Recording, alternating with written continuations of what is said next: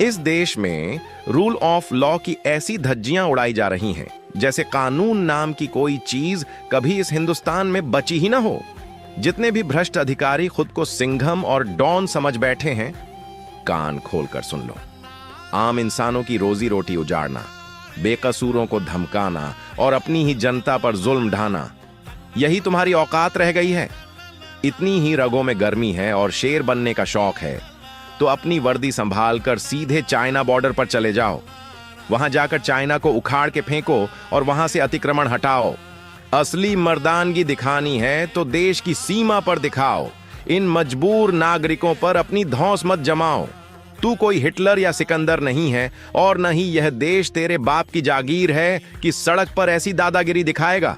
इस देश के असली मालिक यहाँ के नागरिक हैं। तू अकेला यह तय करने वाला कौन होता है कि किसको जीने का हक है, किसकी छत जायज है या नाजायज। ये रातों रात किसी पर भी अवैध का ठप्पा लगाकर उसकी जिंदगी उजाड़ने का खेल बंद कर दे।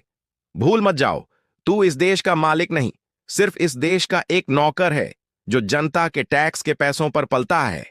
और कब तक खुली आंखों से अपने घर और परिवार की बर्बादी का तमाशा देखते रहोगे? तुम जो यह डरते हो ना कि फर्जी मुकद्दमों में फंसा देंगे, वीडियो लाइक शेयर करेंगे तो कोई केस बन जाएगा। अरे, तुम्हारी इसी कायरता का फायदा उठाकर इन जालिमों का नशा 7वें आसमान पर है।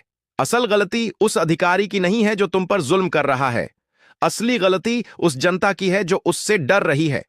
इस देश के संविधान और कानून में इतनी ताकत है कि ऐसे ऐसे नशेड़ियों का नशा 2 मिनट में उतार कर जेल की सलाखों के पीछे फेंक सकती है। आज ही इस डर को कचरे के डिब्बे में फेंको। इस वीडियो को इतना फैलाओ कि उस हर तानाशाह की नींद उड़ जाए। अब हक मांगेंगे नहीं, छीन कर लेंगे। यह देश हमारा है और हम इसके असली मालिक हैं। अगर तुम्हारे इलाके में भी कोई ऐसा जालिम तुम्हारी जिंदगी से खेल रहा है तो छुपो मत, तुरंत हमारे डीएम में आओ। डरना बंद करो, शेर बनो, गुलाम नहीं। जय भीम।